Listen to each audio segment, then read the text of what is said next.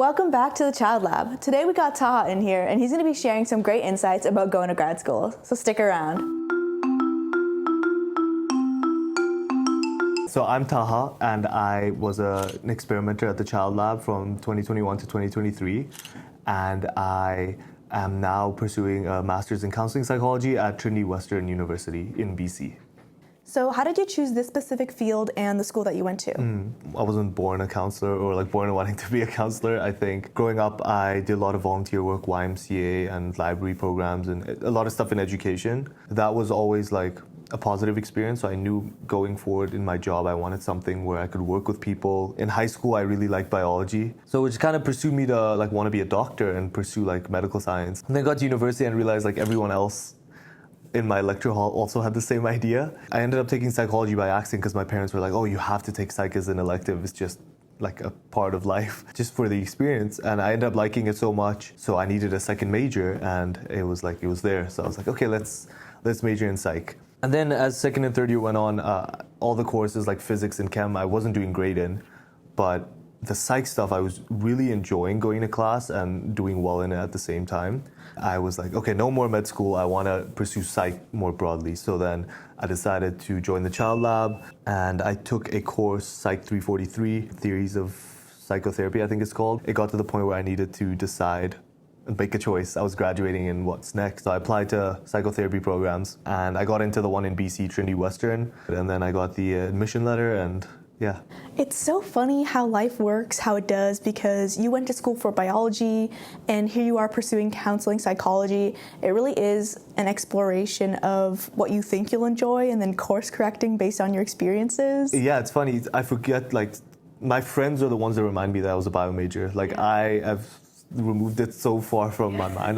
I love the psych side so much. Year 3 and 4 were much more influential in who I ended up being than the other years. So how did you decide to choose counseling specifically over other fields in psychology, like doing research? I think a lot of it, ironically, was process of elimination. This experience in the lab was super eye-opening. There were a lot of things I loved, and anything I didn't was a learning experience of what I didn't want going forward. The idea of applicational psychology, I really wanted to explore. How can I use my degree and training to help people now? Then I thought, how will this match with my energy? Because I'm a guy who likes to talk a lot, and historically, therapists are supposed to be reserved and all these things. And I think that's been a learning experience for me as well, putting my own spin on what therapy looks like, ability to chat and talk about everything and nothing.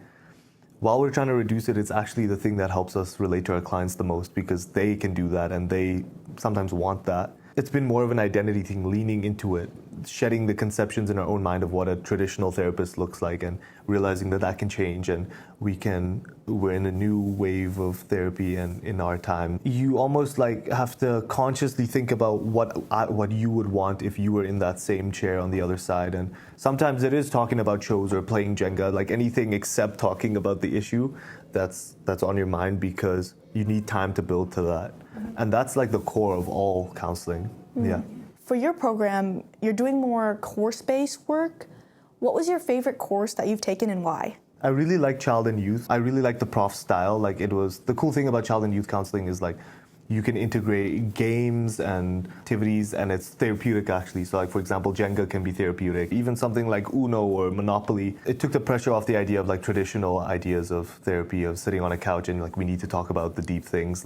That stuff can come over time. But I think any course that focuses on the therapeutic relationship and how important it is to relate as humans, those ones really caught my eye. That's really interesting. I've actually never thought about that. With kids, of course, you get them to open up more when you're being playful. Otherwise, it feels a little bit too serious and it feels like too much pressure. So what does a typical day look like for you?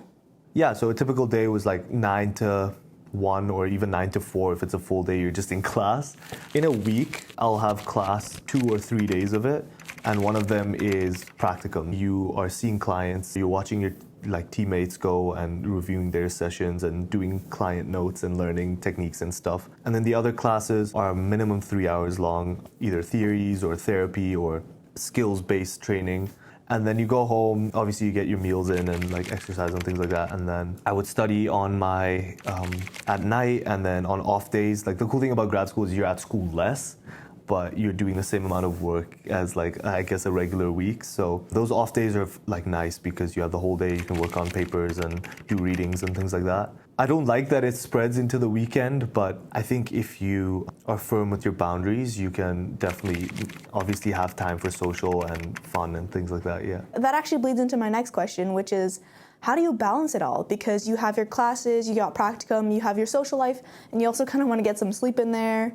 Definitely something I'm still working on, definitely been a work in progress, even from undergrad days, I think. There's this misconception or like just like a thought, intrusive thought of like when you're so busy, you need to cut down on everything else to make more time for your school and your work. And I kind of had to learn that the hard way where I was spending so much time at my desk, limiting the things that I love so much and like filled my cup up like seeing my friends, seeing my family and doing fun things that I was miserable. So yes, school is a lot and there's a certain amount of time that needs to be allocated to being at your desk. A significant portion of time should also be for fun things. If we have a paper due on Friday, we'll make plans for that night or the next day once the assignment is done. Sometimes you need that extra motivator to keep you going. Sometimes also breaking the rules a little bit. Like if you know you need to work, but also you don't really need to work, like that, being honest with yourself, then taking that time and going out with like on errands with your mom or whatever. That's what I do. Are there any skills or knowledge that you wish you had before becoming a grad student? Time management, the prioritization, organization stuff, planners, calendars, all that stuff will take you a long way. When I was in undergrad, I was like, I could never sit in a master's course because I'm so far away.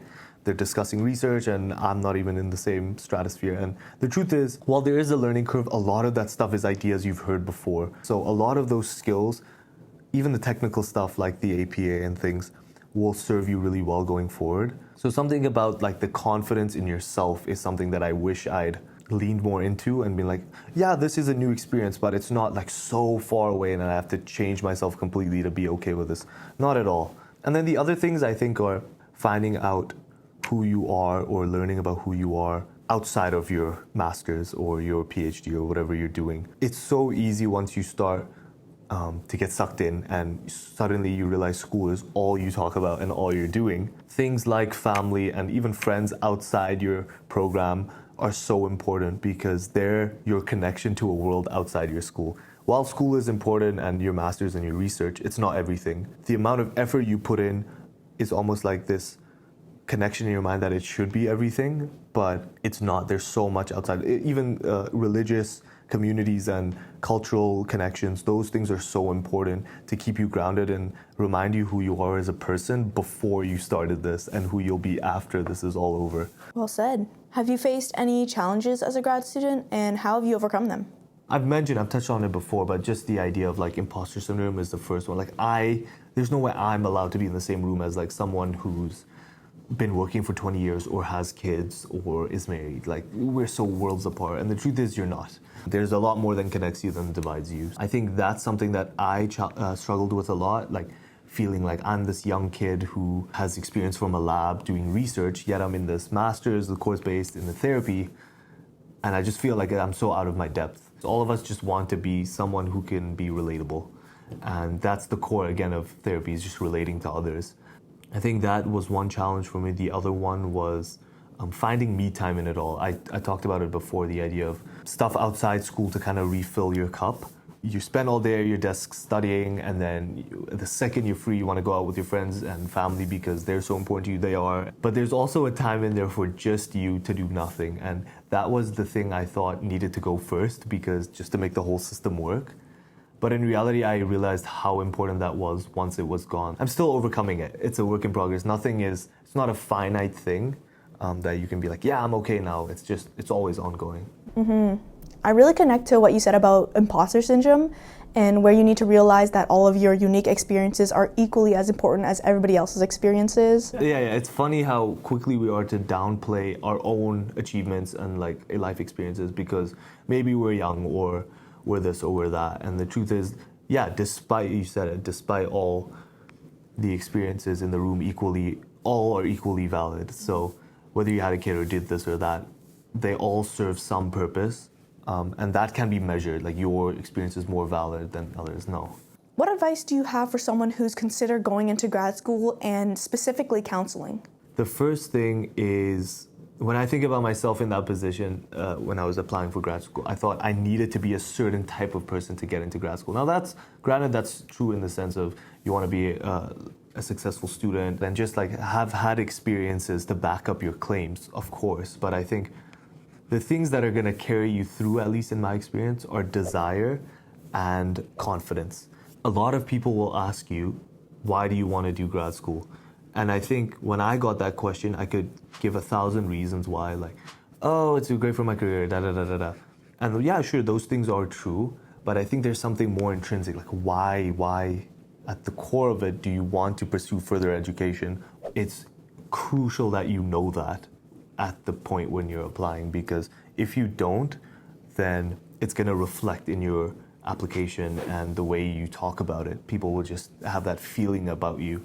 I think want is tied to confidence in the sense of you don't need to be necessarily the most ready or qualified. Ready is a funny word because it's like, it always trips me out. I always think a lot of times I'm not ready for anything, but I want it enough that I'm going to learn along the way. And that's where the confidence comes in. No one, in my experience, walks into a program already confident that they're going to be great at it. Otherwise, why would you be doing it, type of thing? And in this case, confidence, I think it comes with time. You aren't just born with it and ready to go.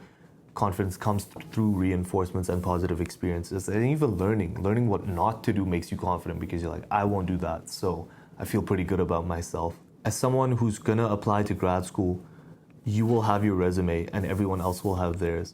But I think the things that won't be measured or written down on paper is how much do you want it and how confident you are. And those things don't need to, like I said, be fully fledged and the finished product right away. That comes with time. And those two are going to be the things that push you through the late nights when you don't want to study and when you have to say no to plans. You want to be successful and you want to keep working at this thing. Mm-hmm. So you are 1 year into your 2-year program. What are your plans after completing your degree? After my degree, I hope to get licensed in BC and start working and earn some money. But in terms of the long term, I think I'd love to work at an agency like right out of school and get experience in the industry. So a lot of like government organizations. And then I'd love to also pursue private practice to some extent in terms of working in a small place. And then I hope to start my own one day. I will see where it goes in that sense, but definitely excited and eager to get out there and start working and helping people. Hey guys, thanks for watching. And if you enjoyed that video, give us a like. And if you want to learn more about child development, being an RA, or getting your PhD, click that subscribe button for more educational content. Bye guys.